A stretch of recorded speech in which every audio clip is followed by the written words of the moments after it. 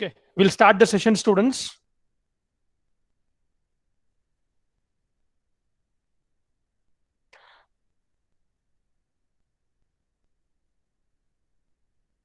Students, can you see the slide? Can anyone Yes, reply? sir. Okay.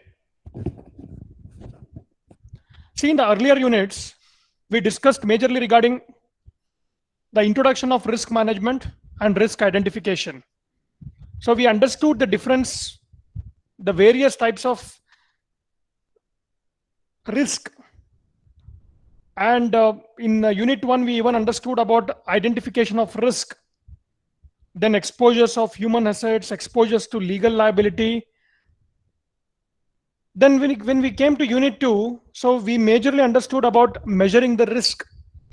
So evaluating the frequency and severity of losses. Then we discussed regarding advanced issues in risk management.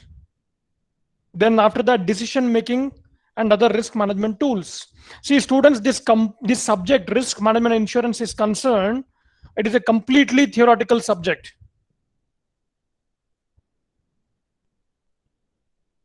And in unit 3, so we entered into insurance. We understood the meaning of insurance.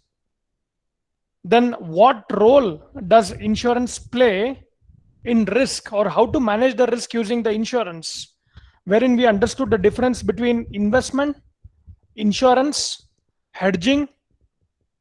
So we majorly discussed about the various roles of insurance, then majorly the difference between insurance versus gambling.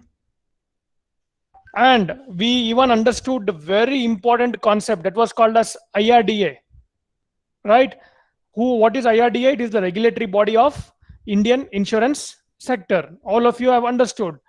Then majorly one of the important part in this particular unit, students, again I'm repeating, the roles and responsibilities of IRDA.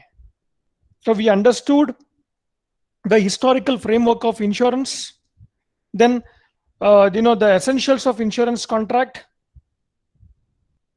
then duties and powers of IRDA, and majorly uh, what role does IRDA play in protecting the interest of all the people. So those concepts we understood in unit 3. Now in the next unit, that is in unit 4, please see the slide over there, students. We will majorly understand in detail related to life insurance, then features of life insurance, then growth of actuarial science. Then we'll try to understand the life insurance contracts, life insurance documents, and life insurance classification. But in unit 3, we understood about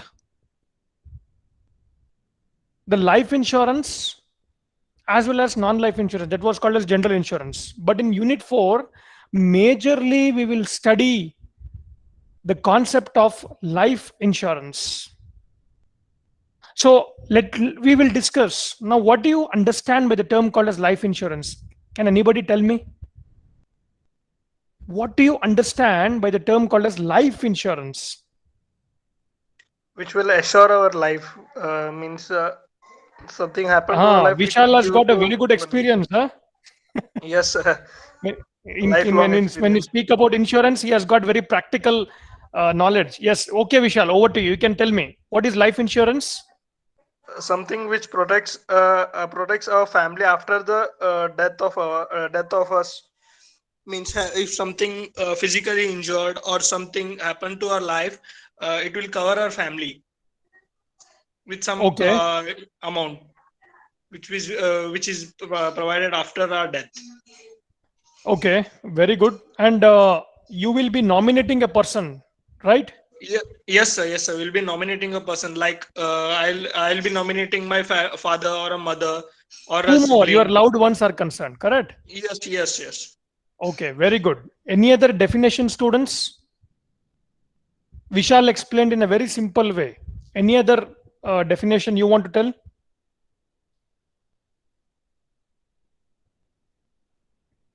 Yes, in a very simple term.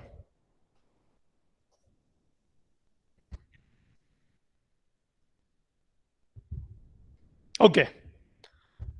So taking from what Vishal told, let me explain you the concept of life insurance. See, life insurance business refers to the business in which there is a contract made on the life of the human. So the contract says the payment will be given to the assured on the death or the happening of any uncertain event. Kindly mute your audio, students. So when I say some uncertain event, you don't know what happens with your head of the family, right?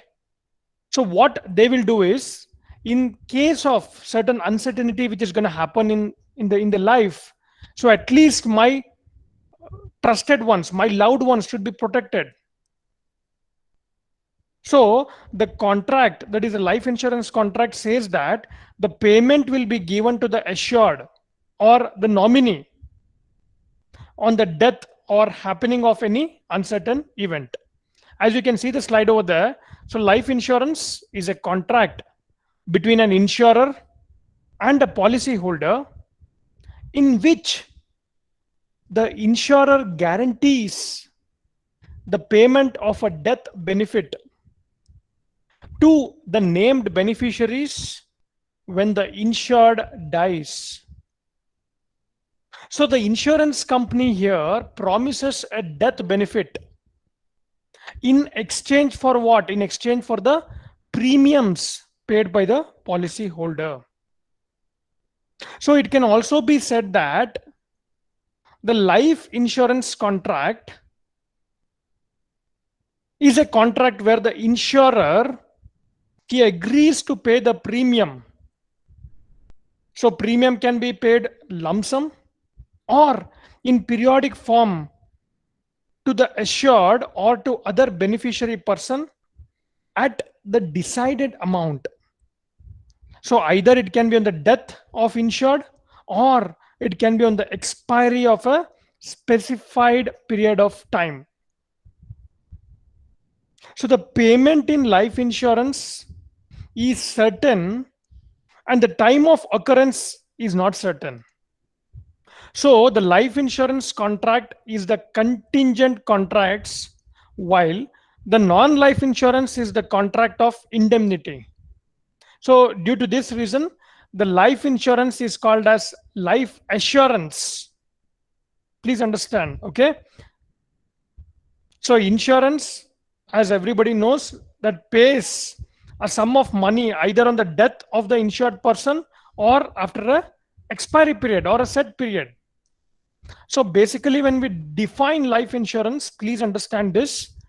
It can be defined as a contract between an insurance policy holder and an insurance company, where the insurer promises to pay a sum of money in exchange for a premium. So students, premium is the fixed amount what the person who will be getting the insurance will be paying to the insurer company. So why he'll be paying that premium? Because upon the death of an insured person, a fixed guaranteed amount will be paid to the nominee, or it can be after a set period. So in simple terms, you can define life insurance as a contract between the policy holder and the insurance company, where the life insurance company pays a specific sum to the insured individual's family upon his or her death. Why they'll pay? Because the life insurance sum is paid in exchange for a specific amount of premium. Please understand this. So after understanding the clear meaning of life insurance, we'll try to understand in detail and the features of life insurance too. So as I explained to you, life insurance is a legally binding contract. So for the contract to be enforceable, the life insurance application must accurately disclose the insured's past and current health conditions and even the high risk activities. That is very important. So for a life insurance policy to remain in force, the policy holder must pay either a single premium upfront or pay regular premiums over the time. It depends on what type of policy you have taken. So when the insured dies, the policy's named beneficiaries, in other term, it can be the nominee, will receive the policy's face value, or it can be the guaranteed death benefit. See, when we speak about this life insurance, normally the term life insurance policies, they expire after a certain number of years. So permanent life insurance policies remain active until the insured dies, or if someone stops paying the premium, or sometimes if he surrenders the policy. Then what are the features of life insurance? That is very important for us to understand now in today's class. The first important feature of life insurance is utmost good faith, which means the utmost good faith, this contract work on the doctrine of disclosing, in which the various types of material facts, which shows the important principle which is applied on all the types of insurances. So there should not be any misrepresentation, non-disclosure, or fraud in the document, as it will lead to the acceptance of risk. Otherwise, the insurance contract will be null and void, students. Hence, when we speak about the important feature of life insurance, that is utmost good faith, hence it is required that both the insured and the insurer should disclose all the material fact and the figures like the age. Everything should be genuine. What I mean to say is, whatever information you are furnishing to the insurance company should be genuine, like age, income, education, occupational, health, family size, etc. So if you have got any pre-existing disease, even that has to be disclosed. That is something, the good feature of life insurance, that is called as utmost good faith. Then after that, the second important feature of life insurance is elements of a valid contract.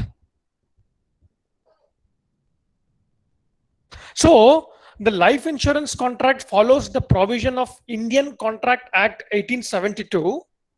So this contract builds the contractual relationship between the insured as well as the insurer. Then the third important feature of life insurance is insurable interest. See, there is a requirement of insurable interest at the time of insurance contract. So the main risk involved in the policy is the death of the insured. So the person should have insurable interest in his own life, right? Then the spouse should have the insurable interest in each other's life. That's very important. And there should be insurable interest of the partner in the life of his co-partner. And there should be insurable interest of father or mother in the life of their children. In the same way, the son should have the insurable interest in the life of his parents. Then after that, the fourth important feature will be, assignment and nomination. That's very, very important, students. I have dealt with many of the cases which they have invested in equity or mutual funds, or even in bank term deposits today. They have kept crores together amount, but there is no proper nomination which has been done by the person who has kept the deposit. If something wrong happens to the person, or if sudden death happens to the person, sudden death happens, the kids or the wife will not be knowing where he has invested. So the best thing what we tell all our people, all our students as well as investors is, please educate your family members as where all you have invested. That's very, very important. The family members, especially the kids, so they should be knowing where the parents have invested. Otherwise, it becomes very difficult to get the hard-earned money of the parents, right? So assignment and nomination, when we speak about this particular feature, the assignment and nomination are the basic requirement of the life insurance policy. The assignment of life insurance policy refers to transferring the rights of the assured in regarding to the policy to the assignee, whereas in nomination, the person is whom it is paid on the death of the assured by the insurer. So there is no transfer of rights of the assured in case of nomination. That is one of the important feature, right? That is nomination. Then we have certainty of the event, the next important feature of life insurance. What we're going to discuss now. See, the insurer is required to pay the insured amount in the life assurance policy as the death of the assured or his reaching a particular age is certain to happen. Then very, very important from from our point of view to understand is the premium, what we're going to pay to the insurance company. So what is this? The premium amount refers the amount to be paid by the insured for the risk of loss suffered by whom? By the insurer. So nowadays, suppose if you have a renewal date this month end, so automatically the company can send the link to your email or to your mobile, and immediately you can do an online renewal. But earlier, what used to happen? The premium collection centers were there. So people used to go to the office and pay the premium or in the form of either cash or check or DD, right? So the premium used to be paid in the form of cash, or it can be advance payment of the premium, which is decided by the contract of insurance.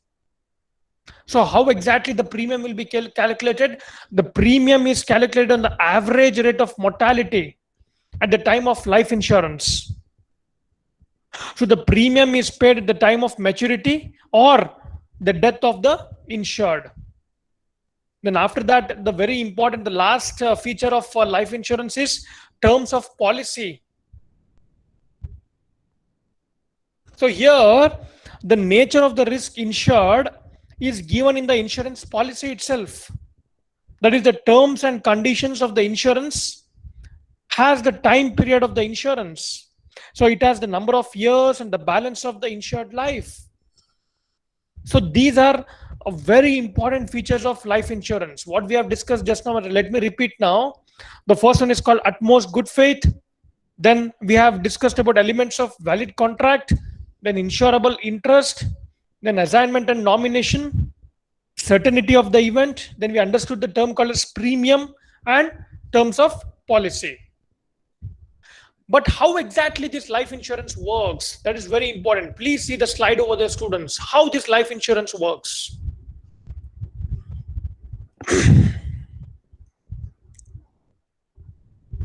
So we'll try to understand the functioning of the life insurance. A life insurance policy, all of you know, that is a contract between the policy holder and the insurance company with the promise that the insurer will pay a pre-decided amount to the nominee on condition that the policy holder pays all the premiums without fail. But now, how exactly it will work? We'll try to understand that. See, life insurance is a very common asset that figure into many people's long-term financial planning. See, purchasing a life insurance policy is a way, is a way to protect your loved ones. Please understand this. It is not investment, students. Many of them will get confused that insurance is investing, insurance is investment or something like that. But purchasing a life insurance policy is a way to protect your loved ones, providing them with the financial support they may need after you die. Because see, when we are on the television, we are seeing a lot of negative news a, a person head of the family is suddenly collapsing, then what about the future of the kids over there, right? See, for example, you may purchase life insurance to help your family, that your spouse, to cover the mortgage payments, or even your kids, education is concerned. But when purchasing life insurance, it's very important to understand how it works and how your beneficiaries can receive the proceeds of your policy. That's very important, right? So, a life insurance company should be contacted as soon as possible following the death of the insured to begin the claims and the payout process. And it's very important to choose life insurance beneficiaries carefully to ensure that the right people are eligible to receive the proceeds from your policy. That's very important, right? See, when you are alive, nobody cares for you. People will simply speak behind you. There is no value for human life when someone is alive. But someone is died, what happens suddenly? What is the asset? He becomes suddenly very important for everybody, especially for the kids and for the wife and the family members. So where all he has invested and what all his assets are there, they start fighting. They start fighting. So I was just watching a news channel wherein a father has died because of COVID, and the son is telling that, see, you only take the body. I don't want the body, but you give me the compensation amount. Yesterday itself, I saw in the news. See how important is monetary thing or money. Money is overcoming all this relationship, right? So what I'm telling you is, it's very important to choose life insurance beneficiaries carefully to ensure that the right people are eligible to receive proceeds from your policy. So when I say right people, it is a legal hires. And there are different ways of, a beneficiary may receive a life insurance payout, including he can receive a lump sum payments directly credited to the bank account, or installment payments. It can be annuities, and it can even be retained asset counts. So when we speak about how exactly this insurance works, first we'll try to understand the death benefit, the concept of death benefit. See, the death benefit or the face value is the amount of money the insurance company guarantees to the beneficiaries identified in the policy when the insured dies. So at the time of filling the policy and agreement or the contract, so there will be a heading called as nomination or beneficiaries. That means upon happening of certain bad event or a death, to whom the amount should be given, or where it has to be credited, who is the legal hire for that, right? So some life insurance policies can offer both death benefits and living benefits. So when we speak about how exactly insurance work, life insurance is a type of insurance contract. When you purchase a life insurance policy, you agree to pay premiums to keep your coverage intact. But if you pass away or if you die, the life insurance company can pay out a death benefit to the person or persons you named as beneficiaries to the policy. So some life insurance companies have designed policies that allow their policyholders to draw against the face value of the policy in the event of a terminal, chronic, or even critical illness. So these policies enable the policy holder to be the beneficiary of their own life insurance policy. And please, students, I'm repeatedly telling to all of you, when purchasing the life insurance, it is very important for all of us to understand or to consider how much coverage you need. See, your friend has taken a policy, and he might have taken the policy depending on his family needs. So the same plan need not be for you. You cannot do a copy of the same plan because your family members or your family size might be different compared to your friend's family size, right? So before purchasing any type of life insurance, it's very important for all of us to consider how much coverage you need. So suppose if you have got your parents, your age-old parents, your brother, your sister, and your wife, and 3 kids or 2 kids. So you need to consider for their higher education. You need to consider, first thing is basic education, higher education, and their marriage expenditure, right? Everything should be planned. And as you all know, that day by day the inflation rate is increasing, right? Education expenditure or education inflation rate is increasing.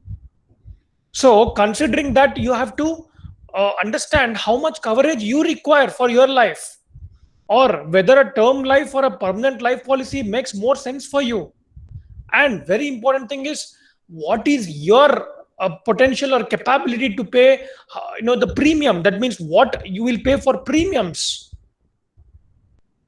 So which riders, if any, you'd like to include, right? So everything you have to plan, because it's your life, it's your family, and your family will be unique. It cannot be the replica of your friend's family, right? So a proper planning has to be made. The best thing is, you have to discuss with your family members, and you have to discuss with the person who is called as a certified financial advisor, or even a designated agent, or a well educated agent. You have to discuss with him, so he will be giving you the plan of the policy to which you can go ahead with that. Okay. Then after that, premiums are concerned, it is the money the policyholder pays for insurance. Then the insurer must pay the death benefit when the insured dies. If the policyholder pays the premiums as required, and premiums are determined in part by how likely it is that the insurer will have to pay the policy's death benefit based on the insured's life expectancy.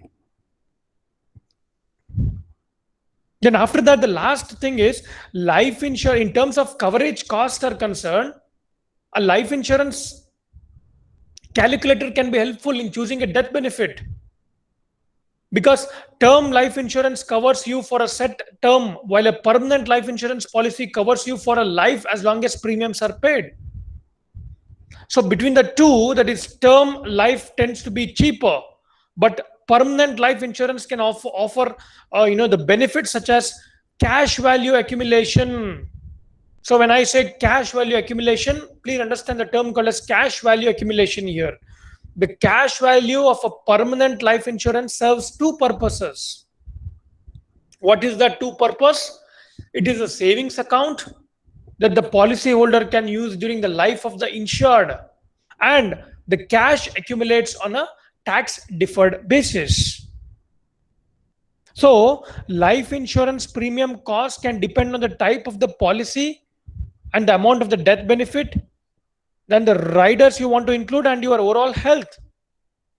So it's not uncommon to have a complete a paramedical exam as a part of underwriting process, right? So after that, we have discussed about the features of life insurance just now. That is nature of contract, insurable interest, utmost good faith, right? So before going to the next part, so choosing a life insurance beneficiary, let me explain you on this. As a part of the process, see, when I said choosing a life insurance beneficiary, it is how to choose your beneficiary. That's very important, right? Because we have seen many instances where we choose a wrong beneficiary in our life. So as a part of the process, when buying the life insurance, you have to designate one or more beneficiaries. So this is how you want to receive the death benefit from your policy when you actually pass away. So a life insurance beneficiary can be your parents, your father and mother. You can allocate the percentage 50% and 50%, or it can be a spouse, your sibling, your brother, sister, or you can adult child, or it can be a business partner, or you can write to a charitable organization, or you can write to the trust. So you can choose to name a single beneficiary or a primary beneficiary and one or more contingent beneficiaries. So a contingent beneficiary would receive death benefits from your life insurance policy if the primary beneficiary passes away. Now, let me, there can be a case wherein whomever you have nominated can die before you die. So in that case, what you can do is you can immediately change the beneficiary and make someone else as the beneficiary, right? Or it can so happen that if you have made two beneficiaries, or if you have made a if you and the beneficiary are traveling together, and if the death happens to both of you at the same time, then the document will go to court. Then court will ask the legal heirs who is the next legal person to get the benefit out of it. That's called a family tree, right? So as per that, the court will decide for that. And nowadays, very important to understand that even the females, especially married females, they have the equal rights in the property. So, but very important, students, to understand, minor children cannot be named as beneficiaries of a life insurance policy. So death benefits are not paid out automatically from a life insurance policy. The beneficiary must first claim. That's very important. Please understand here. The beneficiary must first claim with the life insurance company. So depending on the insurance company's policies, this may be done online, or it might require some paper claim filing. So no matter how you end up filing, the company normally requires paperwork and supporting evidence to process the claim and even the payout. That's very important to understand. Okay. And what happens here is your beneficiaries may be required to provide a copy of the policy along with the claim form. See, because normally when you go for a claim, the company will ask you, okay, what is the relationship between the person who is no more? So you have to produce all the documents, whatever they ask, because it's their duty to verify, right? It should not go to the wrong person, right? So they must also submit a certified copy of the death certificate. That's very important, either through the municipality, or even the country, or through the hospital or nursing home in which the insured died. So the death certificate has to be submitted to the insurance company, address listed in the policy, along with the statement of claim, which is sometimes called a request for benefits, signed by the beneficiary. So there is no set deadline for how long you have to file a life insurance claim, but the sooner you do, the so is the better, right? So normally most of the insurance company will try to settle the claim at the earliest, but it might range from 1 month to 2 months. But there is no set time frame.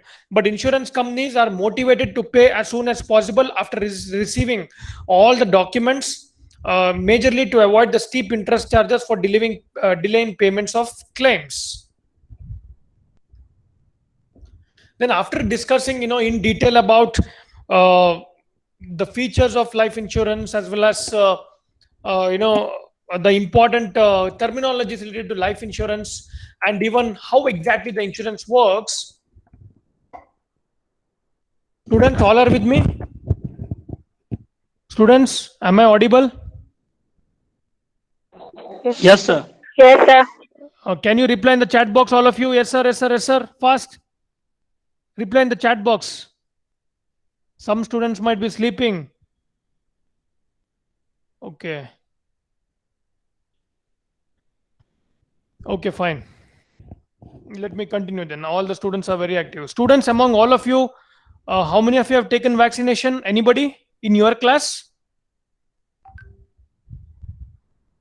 Any student has taken vaccination, either Covishield or Covaxin? Saujanya has taken, huh? Okay, perfect. How about Vishal, Yashaswini? No, sir. Still, vaccine is not available. Means there is no stock. Okay. But now Still not, 18 plus sir. they're giving, huh? You have to, wherever the center is there, just go early morning and take the vaccination, because the number of cases in Hubli Dharwad also very much high. Yes, sir. Okay. Saujanya is from which place, ma? Where you have taken? Saujanya?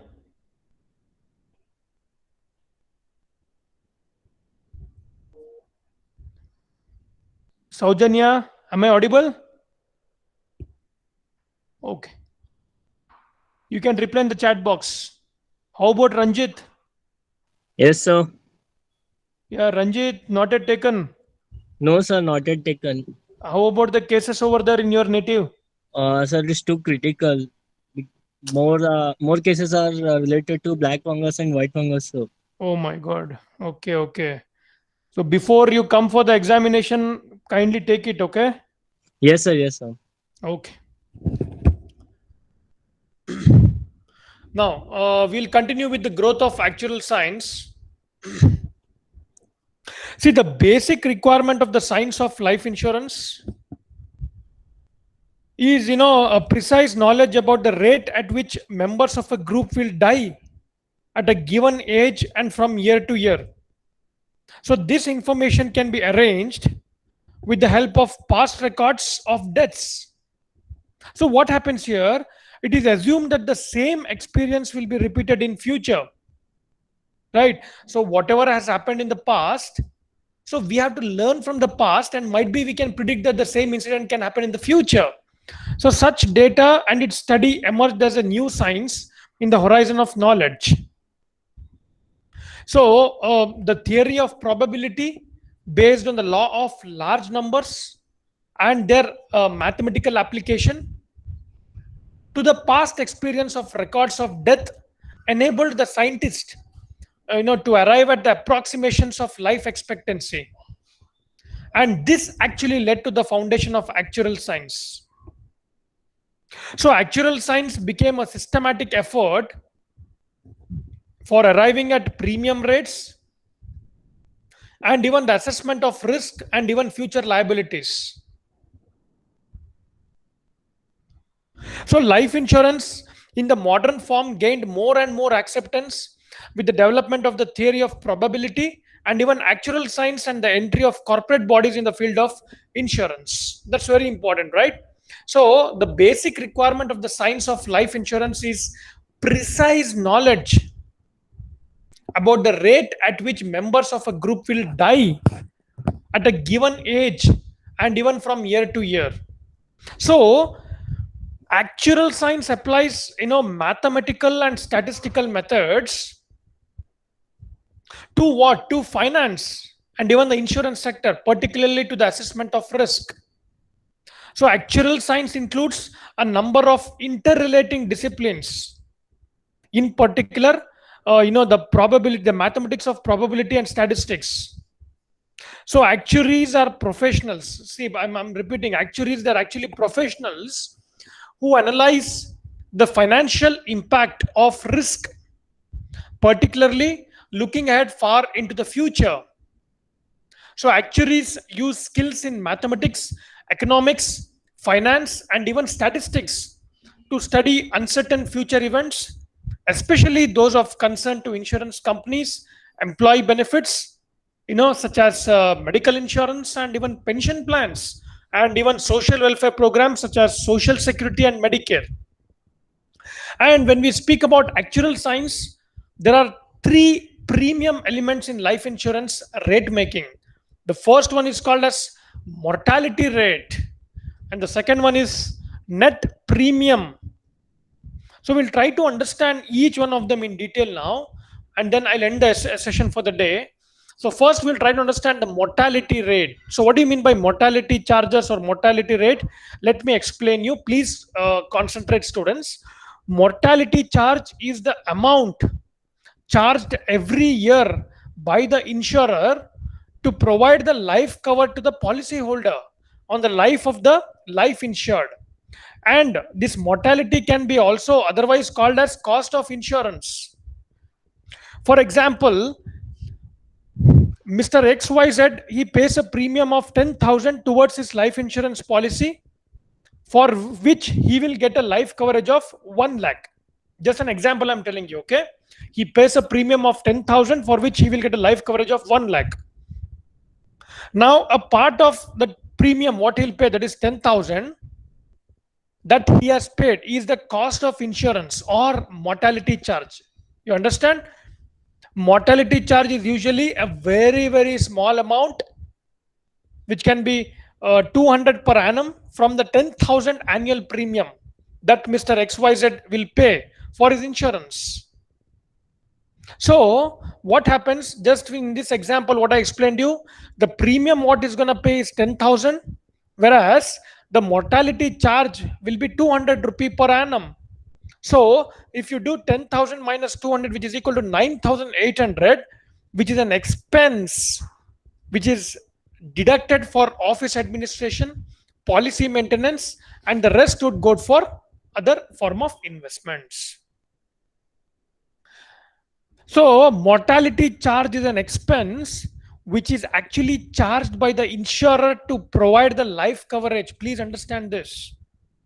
And it is the amount charged for the guaranteed sum assured, which is paid on the premature death of the policy holder. So mortality table is a table based on what? Based on past data of life expectancy of human beings. And it is also based on age factor. And students, after evaluating the past data, the actuaries of insurance companies derive the mortality table, which will be used for what? Which will be used for premium calculations.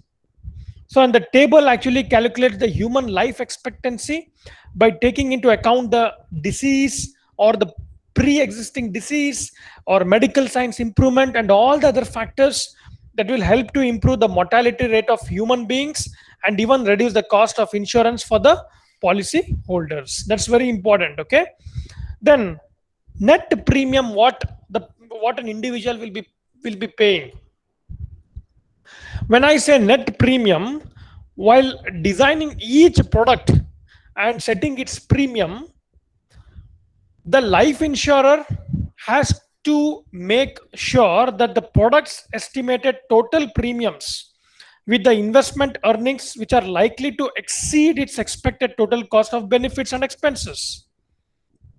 In other words, to be very simple with you all, the actual present value of all the future premiums must at least equal the actual present value of all the future benefits and expenses. So actuaries accordingly set the premiums for life insurance in two parts. They first determine how much they may need to collect from their policy holders so as to be able to pay their future benefits. Then after that, they determine how much they must add as a loading to pay for the expenses and make other provisions.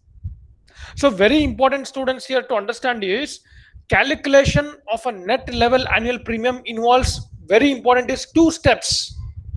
So which are they? One is net single premium and then net level annual premium. Say when I say net single premium, it is the sum of the present values of all the expected benefits. That means what? In calculating the present value, the insurer uses an assumed interest rate that represents the rate of future expected investment earnings on premiums.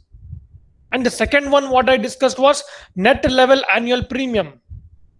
So it is a set of level premium payments having an actual present value equal to the net single premium. So what happens here? The net level premium is computed by dividing the net single premium by the present value of a life annuity of 1 for the premium paying period. So that is about, the growth of actuarial science, and very important is the important premium elements in insurance rate making. Okay. So I think all the concepts, whatever we have discussed, you have understood. Further, I'll not take so that you will not be confused. I'll end the session here itself. Thank you so much, students, for your patience listening. Take care, all of you.